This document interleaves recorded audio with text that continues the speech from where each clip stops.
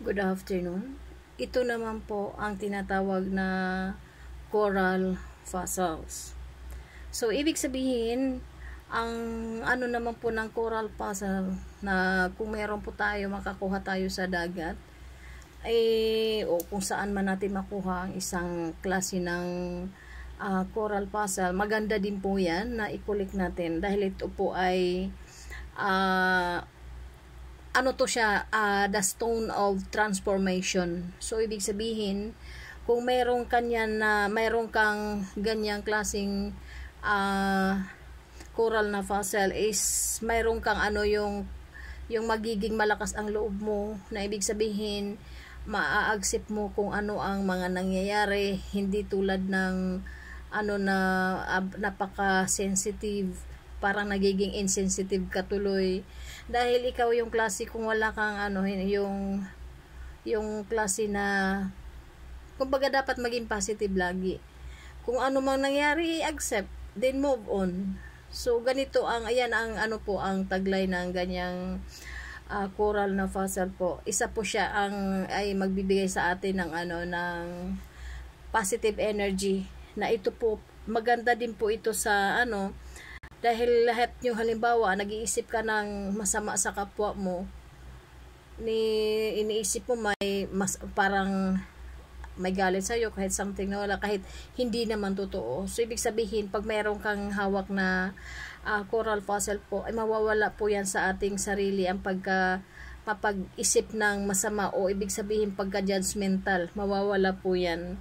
Kasi, ang ganitong klase ng coral fossil po, it controls our mind, our parang inner natin, na natin yung halimbawa yung tinatawag na magkakaroon tayo ng improve of self-control, like yung self-control, na ma-control natin ang mag-isip ng masama sa kapwa, ma-control natin yung mga iniisip na hindi naman dapat isipin.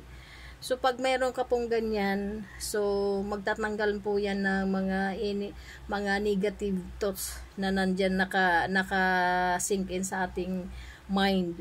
At ang kagandahan po niyan, meron din po siyang tinatawag na sinag-araw. Yan. Yan, mayroon po siyang sinag-araw. So, ibig sabihin, pag mayroon kang ganyan, lalo na pag nasa business ka, so, yung mga taong naiinggit sa'yo, parang sinag lang ng araw, sila po ay parang masisilaw sa'yo. Masisilaw sila, na wala silang, ibig sabihin, pagka mataglay mo ang sikat ng araw, ibig sabihin, any bad energies, mga something bad elements, ay hindi po yan makakalapit sa atin. Dahil tayo po ay protektado. Pero according lang din po yan sa ating mga paniniwala. So, sa akin kasi, sa mga ganitong mga tawag dyan, mga elements, kinukuha ko talaga yan. Kasi, hindi kasi ako doon sa yung tawag doon, yung binibili ng mga lucky charm, hindi. Mas naniniwala ako sa mga mutya na galing ng inang kalikasan. So, the more kasi na tayo, nagiging tawag dyan, nagiging positive thinker. So, mayroon pong mga changes. So, ibig sabihin, hindi ako nagiging narrow-minded. Nagiging ako, broad-minded. Ibig sabihin, naiintindihan ko ang bawat kung ano ang meron dito sa mundo. Ito po, tulad na ito naman po, para siyang mayroon siyang shape ng parang turtle. So, ibig sabihin, maganda din po yan kasi kumbaga, alam naman natin kung ano ng turtle. Ang turtle po is longevity. So, ibig sabihin, maging sa health, ay hindi ka basta-basta magkakaroon ng sakit. Yun ang maganda kasi ng turtle.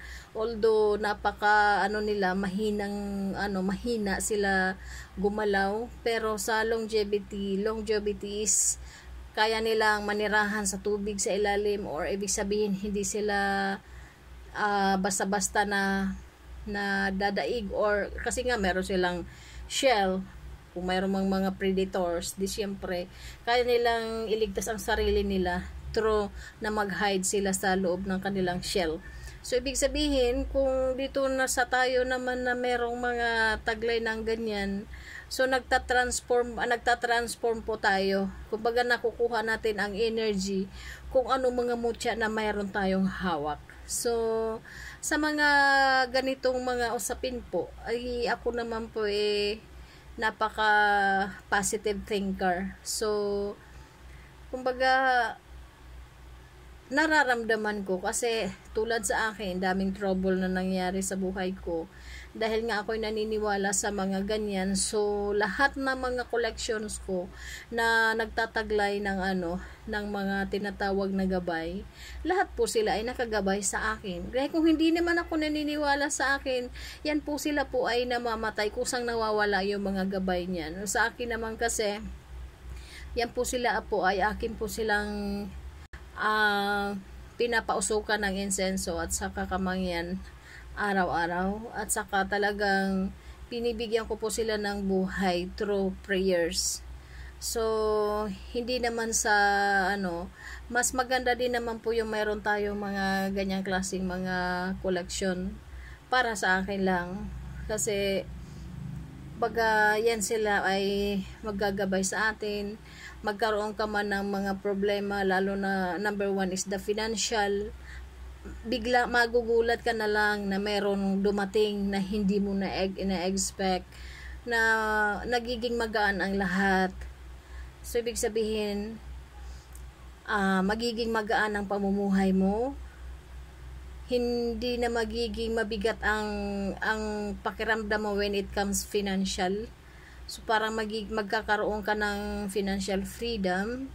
So, at saka sa mga friend o sa mga hindi ka na basta-basta, kasi madedetect mo na yan kung dapat ba siyang kaibiganin o hindi, kung yung tao ba yan dapat bang kaibiganan o hindi. Kasi nagkakaroon ka na po niya ng parang tawag niyan third eye. Although hindi yan tinatawag na naman na third eye, kasi hindi naman mata. Ibig sabihin, senses mo magkakaroon ng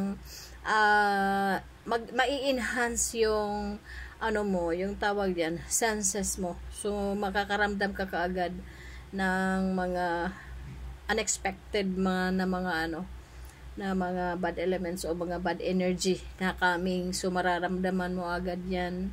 So, sa akin, sa mga naniniwala lang po. So, sa mga naniniwala po, good afternoon po sa ating lahat, at thank you po very much sa nanonood. Ay, para nga po siyang para hindi siya parang frog, hindi mo maintindihan. Para siyang frog. Oh yeah, frog nga siya.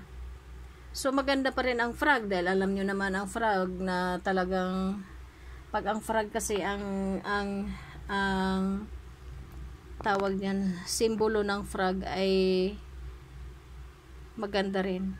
Pampaswerte talaga yan siya sa business. So, yan, maganda din yan ang niya, kasi para siyang frog. Yan, di ba? Ang ganda din yan. So, thank you so much po sa mga nanood. Magandang hapon po sa ating lahat. And God bless po. Thank you, thank you.